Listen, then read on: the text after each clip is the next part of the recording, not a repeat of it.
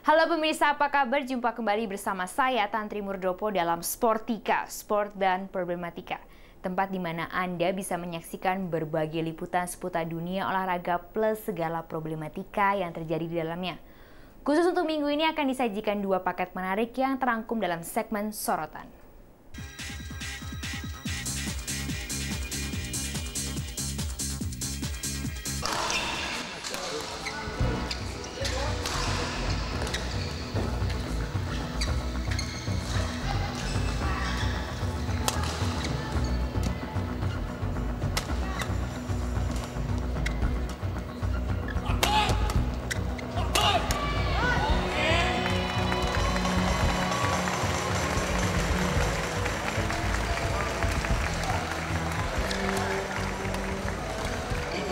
Setelah melalui pertemuan yang cukup panjang, Federasi Bulu Tangkis Dunia IBF bersama Federasi Bulu Tangkis Asia dan Eropa akhirnya menyepakati untuk merubah skor bulu tangkis dari game 15 menjadi game 21. Keputusan ini akan berlaku mulai tanggal 1 Februari tahun depan. Skor baru 21 ini tetap akan memainkan 3 games dengan sistem rally point. Beberapa terobosan untuk mengembangkan bulu tangkis ini memang telah dilakukan oleh IBF. Sebagai contoh, pada tahun 2000 sempat skor dirubah menjadi 7 dengan memainkan 5 game. Namun sistem skor ini tidak berlangsung lama karena konon sistem ini hanya banyak diminati oleh para pemain Eropa. Tetapi selebihnya kurang banyak yang berminat. Alhasil skor 7 pun tidak bertahan lama dan kembali ke skor lama 15. Sebelum skor baru ini berlaku, IBF sempat mensosialisasikan 2 pekan lalu dalam invitasi kejuaraan dunia di Cina yang diikuti oleh para pemain top dunia. Dalam invitasi tersebut, Indonesia menempatkan 2 pasangannya, yaitu ganda putra Chandra Wijaya Sigit Budiarto dan ganda campuran Nova Widianto Liliana Nasir. 2 pasangan ini akhirnya takluk dari pemain Cina dengan 2 set langsung. Lalu bagaimana tanggapan kedua pemain ini setelah merasakan langsung uji coba skor baru?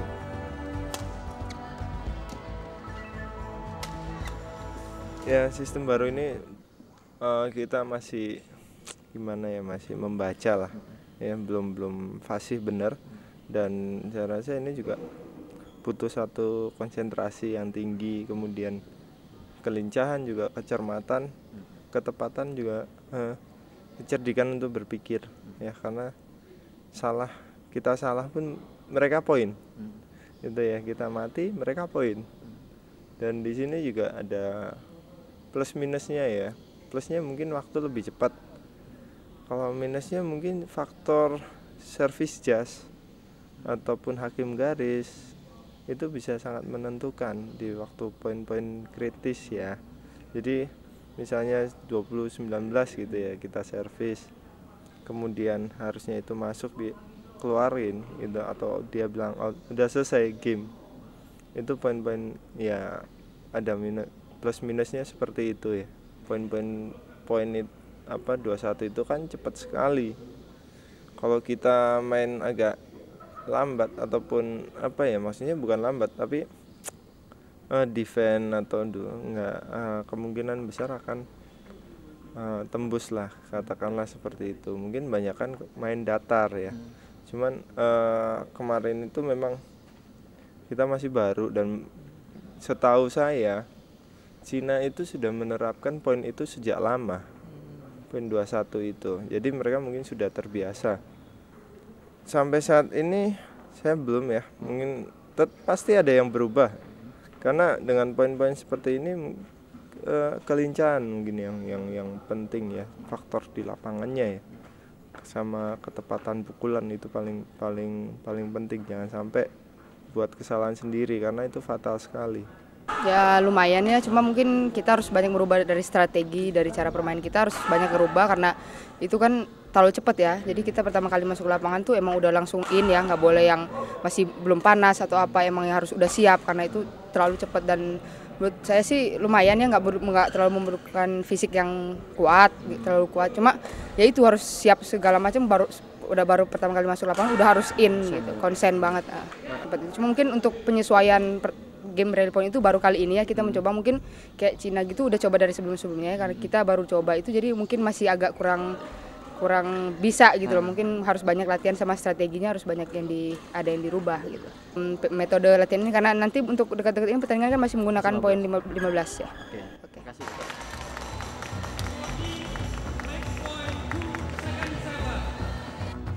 Para pemain yang sudah melakukan uji coba ini merasakan tekanan yang berbeda dibanding skor lama. Karena meski sudah berlatih, namun sesungguhnya beberapa pemain baru merasakan pertandingan sesungguhnya.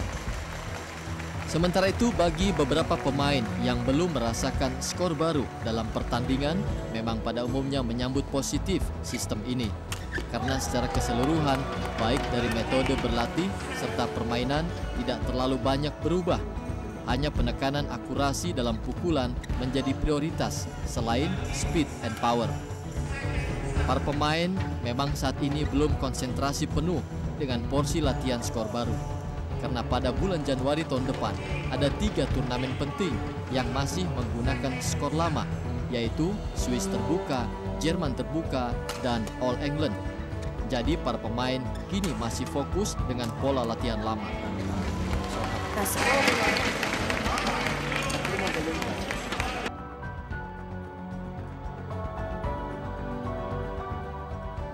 Penerapan skor baru bulu tangkis ini konon sesungguhnya selain merupakan berbagai terobosan akibat sistem skor lama yang sangat membutuhkan waktu serta fisik yang prima.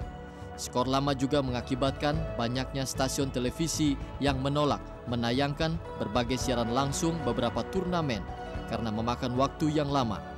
Dampaknya beberapa turnamen tidak dapat disaksikan oleh para pecinta bulu tangkis di seluruh dunia. Penerapan skor baru ini bukan saja para pemainnya yang harus melakukan adaptasi, tetapi yang jelas metode kepelatihannya pun akan melakukan adaptasi.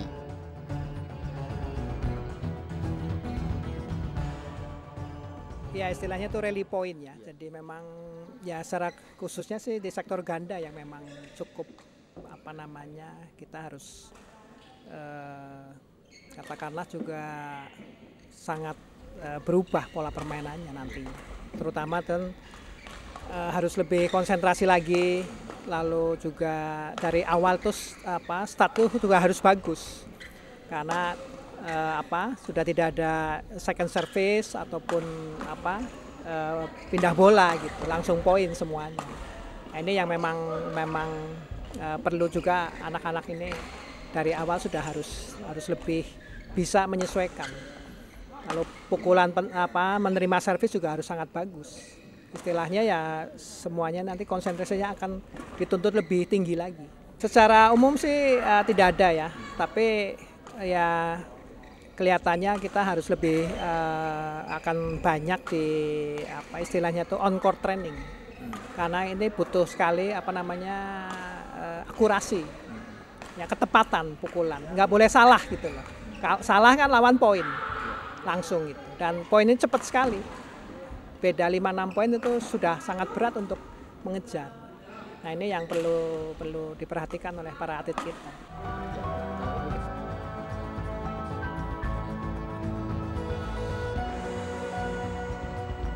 Segala sesuatu yang baru memang terkadang belum tentu bisa mudah diterima oleh siapapun. Namun dalam skor bulu tangkis ini kita berharap para pemain Indonesia tetap dapat melakukan adaptasi serta bahkan diharapkan bisa lebih terangkat lagi prestasinya, baik untuk tingkat regional, Asia, bahkan dunia.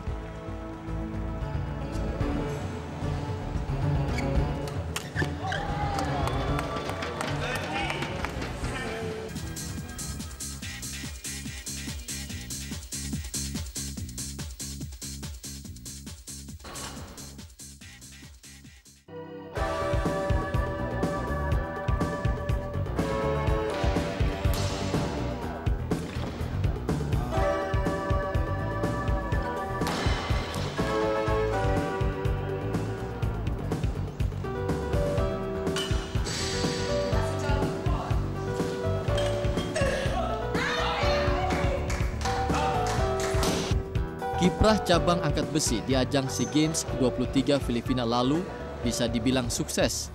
Penilaian ini didasari oleh target awal yang dibebankan kepada PB PAPSI yang menargetkan merebut 3 medali emas. Target ini akhirnya dapat dicapai oleh para lifter Indonesia yang turun dengan 5 putra dan 3 putri. Jika dibandingkan dengan hasil raihan pada SEA Games Vietnam 2 tahun lalu yang berhasil merebut 5 emas, 2 perak dan 3 perunggu, memang mengalami penurunan. Tetapi jika dilihat dari jumlah medali yang diperebutkan di cabang angkat besi, yaitu 10 emas, 10 perak, dan 10 perunggu, hasil ini sangatlah membanggakan.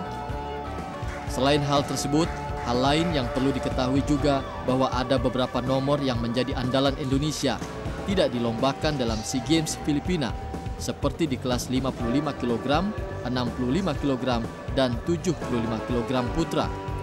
Nomor-nomor ini di SEA Games Vietnam berhasil merebut medali emas. Kebanggaan lain dari 3 emas yang direbut ini adalah para lifter Indonesia juga mulai bisa bersaing di kelas berat di atas 80 kg. Kalau sebelumnya para lifter Indonesia selalu menguasai di nomor-nomor kelas 70 ke bawah. Namun kini lifter kita juga mulai menguasai nomor kelas berat. Apa yang telah diraih oleh para lifter Indonesia di SEA Games Filipina disambut dengan bangga oleh Ketua Umum baru PB PAPSI Adang Dorojatun. Seusai membuka kejurnas angkat besi dan angkat berat di Jakarta pekan lalu, Adang mengatakan akan memberikan perhatian kepada mereka yang telah berhasil mempersembahkan yang terbaik bagi bangsa, dan kini melalui kejurnas diharapkan para lifter baru dan berbakat dapat kembali lahir untuk menggantikan para lifter senior.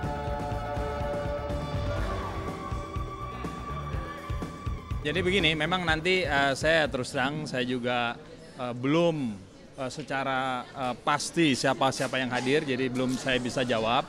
Tapi yang pasti nanti dari pertimbangan hasil kejuaraan nasional ini, yang tadi saya sampaikan adalah mencari bibit-bibit untuk Doha. Jadi mungkin saya belum bisa memberikan suatu kepastian tentang yang tidak hadir dan nanti dilihat bagaimana prestasinya selama ini. Terus terang ada pertimbangan-pertimbangan yang sangat bijaksana lah. Jadi saya lebih kepada bahwa apa yang terbaik nanti akan kita berikan.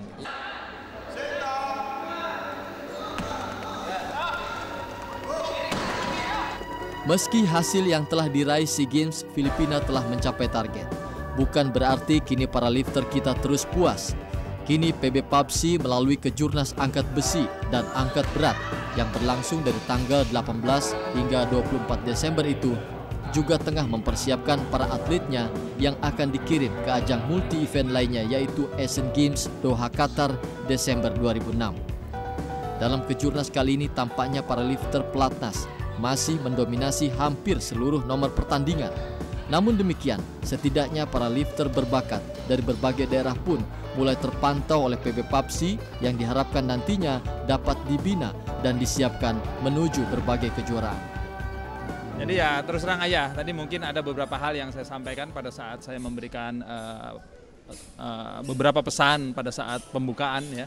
Kembali lagi inginlah sekali lagi usaha-usaha kita dalam rangka mencari bibit ini, khususnya kejurnas ini, dapat nanti disiapkan di dalam rangka Asian Games 2006 di Doha. Dan sekali lagi saya minta betul-betul doa restu dari seluruh bangsa Indonesia ini, karena bagaimanapun juga pengalaman kemarin di SEA Games dari jajaran PAPSI sudah memberikan medali. Mudah-mudahan pada event ke depan akan memberikan medali kembali. Capaian prestasi cabang angkat besi di ajang SEA Games Filipina tetap pantas diberi acungan jempol. Padahal persiapan para lifter ini terbilang cukup memprihatinkan. Pasalnya, berbagai persoalan intern mereka pun sempat membuat vakum pelatnas, dari mulai ketidakcocokan pelatih hingga keharmonisan para pengurus dengan anggotanya. Namun demikian, PB PAPSI masih tetap tegar dan bahkan memberikan hasil yang terbaik bagi bangsa Indonesia.